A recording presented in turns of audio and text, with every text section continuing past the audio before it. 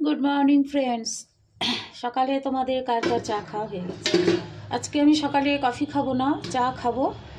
তার কারণ কফিটা রোজই খাওয়া হয়, কফিটা একটু বেলায় খাবো। আজকে একটু ভোরবেলা উঠে পড়েছি, 4:30 সময় উঠে পড়েছি।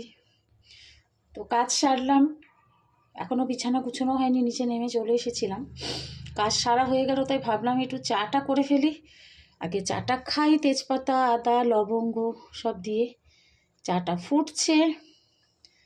আমাদের কার কার চা খাওয়া হয়ে গেছে একটু প্লিজ জানাও।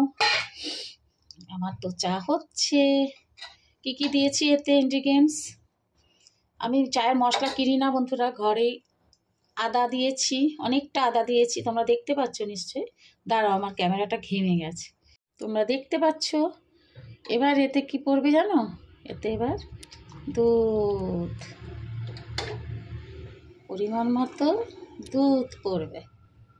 বন্ধুরা, তোমরা কে কে সাদা, একদম সাদা চা খেতে ভালোবাসো, আর এখন যে রঙটা এই চাটা খেতে ভালোবাসো, একটু প্লিজ আমাকে বলবে।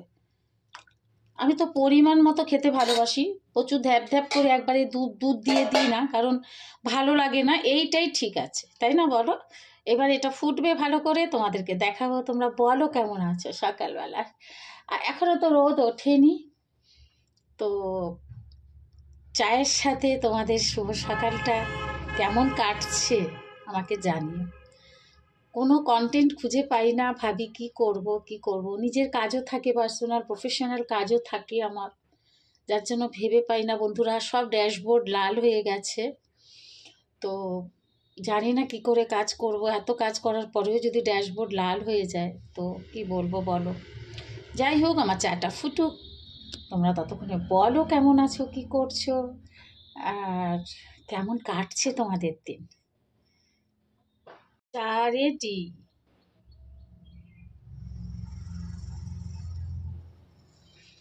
দেখেছো কত সুন্দর কালার এসছে?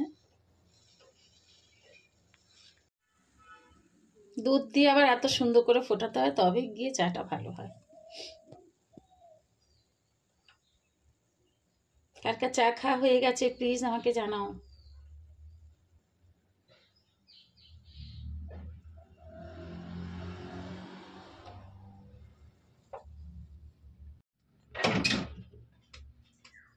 বন্ধুরা চলে এসো, চা খাবে তো।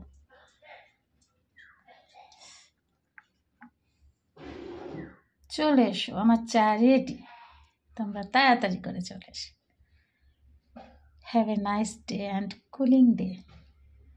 তোমরা ভালো থেকো, সুস্থ থেকো।